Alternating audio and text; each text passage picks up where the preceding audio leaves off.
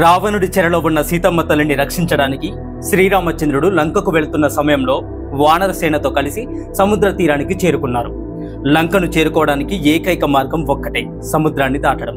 కానీ సముద్రాన్ని దాటడం అంత సులభం కాదు, చాలా కష్టంతో కూడుకున్న పని. అంత పెద్ద సముద్రాన్ని దాటి లంకను చేరుకోవడానికి మార్గం లేదు. శ్రీరామచంద్రుడు సముద్ర దేవుణ్ణి లంకకు చేరుకోవడానికి మార్గం ఇవ్వమని ప్రార్థించాడు.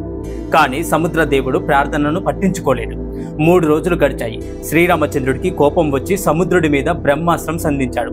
అప్పుడు సముద్ర దేవుడు ప్రత్యక్షమై లంకను చేరుకోవడానికి వానరసేన వంతెనను నిర్మించాలని సూచించాడు. వానరసేన రాళ్లతో వంతెనను నిర్మించి సముద్రం దాటాలని నిర్ణయించుకున్నారు.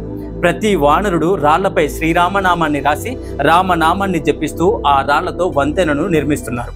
వానరులు వంతెనను నిర్మిస్తుండగా ఒక చిన్న ఉడత గమనిస్తూ ఉంది. ఇది శ్రీరాముడికి చేసే సేవ, నేను కూడా ఈ లక్ష్యంలో తోడ్పడాలి. ఈ ఆలోచనతోనే ఉడత తన మనస్సులో శ్రీరామచంద్రుడి పాదాలకు నమస్కరించి సేవ చేయడం ప్రారంభించింది. ఉడత దాని చిన్న చిన్న చేతులతో చిన్న చిన్న రాళ్లను తీసుకువచ్చి రామ రామ అంటూ శ్రీరామనామాన్ని జపిస్తూ సముద్రంలో రాళ్లను వేస్తుంది.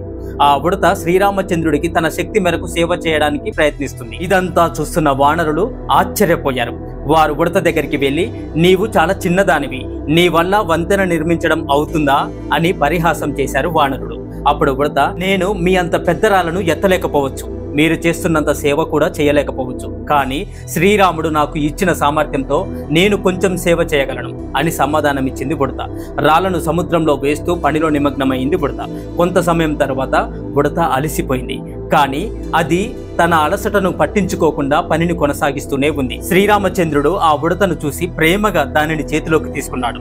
శ్రీరాముడు ఆప్యాయంగా తన కుడి చేతి వేళ్లను ఆ చిన్ని ఉడత తలపై ఉంచి, నీవు చిన్నదానివే అయినప్పటికీ నాకు చాలా సేవ చేశావు, నేను చాలా ఆనందంగా ఉన్నాను నీ సేవతో అని పలికాడు శ్రీరాముడు. ఆ సమయంలో శ్రీరాముడి వేళ్ల ముద్రలు ఉడత వీపుపై పడింది. ఈనాటికి ఉడత వీపు మీద మనకు కనిపించే గుర్తులు నిజానికి శ్రీరాముని యొక్క వేళ్ల ముద్రలే. మన సేవ ఉడతలాగా చిన్నదే అయినప్పటికీ మనం భగవంతుని సేవ చేసినప్పుడు ఖచ్చితంగా భగవంతుని కృపను పొందగలము. మిత్రులారా, ముందుగానే చెప్తున్నాను, ఈ కథ వాల్మీకి రామాయణంలో ఎక్కడా వినిపించదు, కనిపించదు. కానీ కథ ఏదేమైనప్పటికీ కథ నుంచి మనం గ్రహించాల్సిన మంచిని మనం ఎప్పుడూ ఆచరిస్తూనే ఉండాలి. జై శ్రీరామ్, జై హనుమాన్.